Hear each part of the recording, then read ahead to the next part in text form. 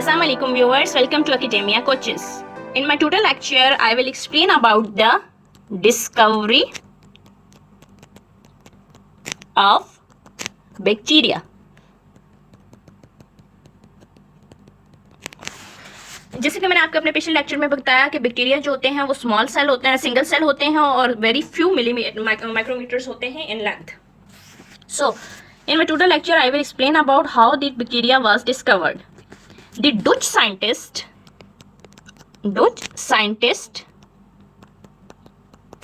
Antony van Leeuwenhoek. Antony van Leeuwenhoek. He was the scientist in 1673 who first reported the microbes.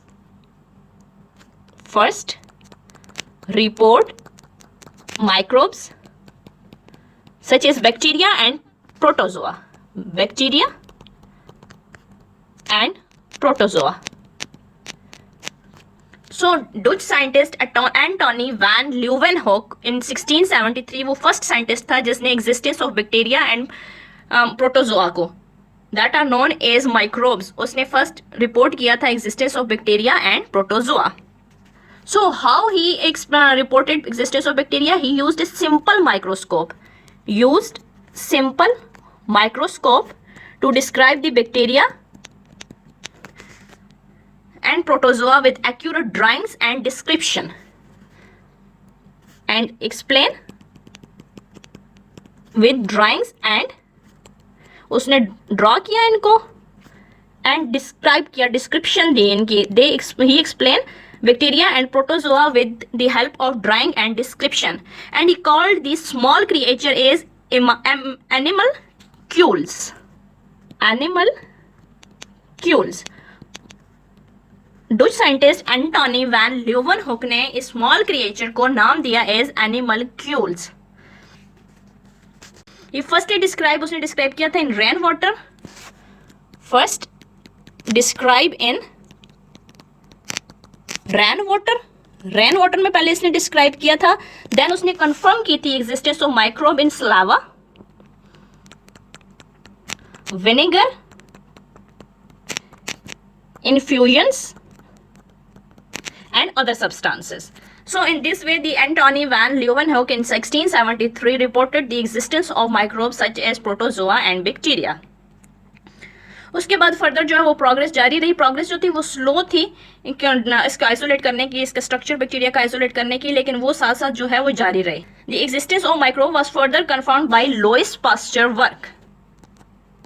Further confirm by the work of Louis Pasteur. Louis Pasteur जो था उसने बहुत सी inventions की थी in the field of microbiology. For example उसने vaccine बनाई थी एंथ्रॉक्स की, फाउल कॉलरा की एंड रेबीज की. और उसने पास्चराइजेशन का प्रोसेस भी किया था and development of fermentation industry. So he proved that micro organism could cause diseases. So then after the Louis Pasteur the Robert Koch. He was the scientist who formulated germ theory of medicines. Germ theory of medicines जो थी वो उसके बाद present हुई थी by Robert Koch. He formulated the germs theory of medicine.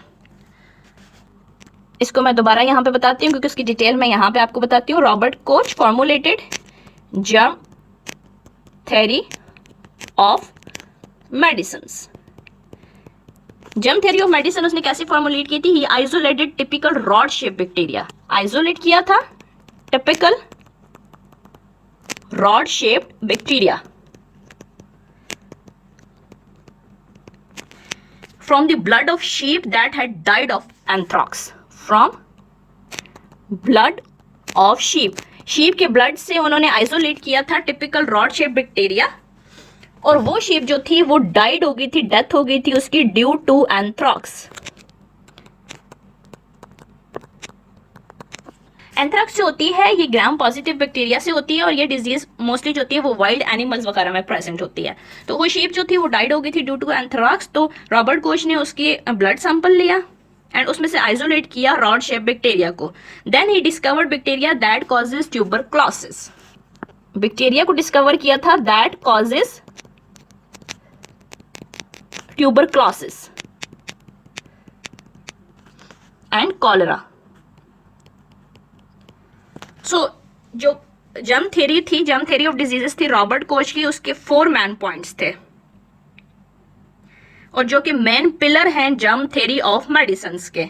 And these points are specific organisms can always be found in association with the given disease.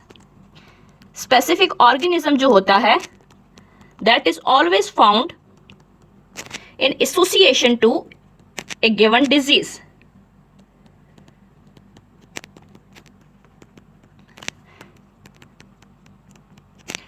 इससे ये मतलब होता है कि जब भी हम कोई डिजीज कॉज करते हैं या जब भी कोई भी ऑर्गेनिज्म होगा वो हमेशा प्रेजेंट होगा कि वो कोई ना कोई डिजीज कॉज करेगा।